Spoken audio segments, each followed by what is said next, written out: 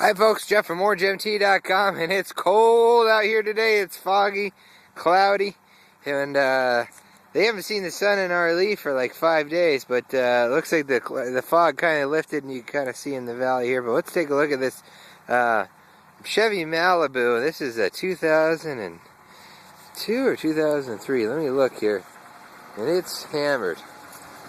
That's my official term of it, hammered. You can see the dent there. It's a 2002. We have it for $888 today. Why is it so cheap? Well, it's got a lot of miles. It's got 300,000 on it. Let's go take a look. I drove this car up from Missoula. It does run and drive and shift correctly for the most part. It seems to be doing what it's supposed to do, but it has a whine from the front end. I'm guessing that it's probably needs the wheel bearings replaced, because it has 317,000 miles on it. But it still did get up and down, dry up and down the hill just fine, and it drove here. And I mean, it's got some dents on it. It's just, you know, when they get to this kind of mileage, you know, you might put a new taillight on it, but they're not really that worth that fixing up, putting a whole bunch of money into. But if you need a point A to point B car, you know, it's got dual airbags. That'd probably be good for if you had some kids. And you wanted a first car for them to go out and wreck, because 90% of drivers get in a wreck in their first 9 months of driving, and that's just the way it is. Not necessarily, you know, a huge accident, but, you know, whether it's scratch, dents, or dings, you know, those kind of things happen. And we call them a first victim for somebody. The windshield on it's pretty hashed.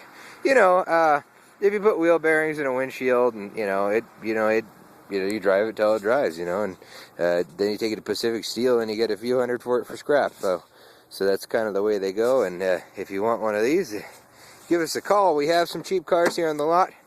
Not a lot of money in them, but we do stock every once in a while when we get a good cheap car. And sometimes I do it just to help people I know and friends I know.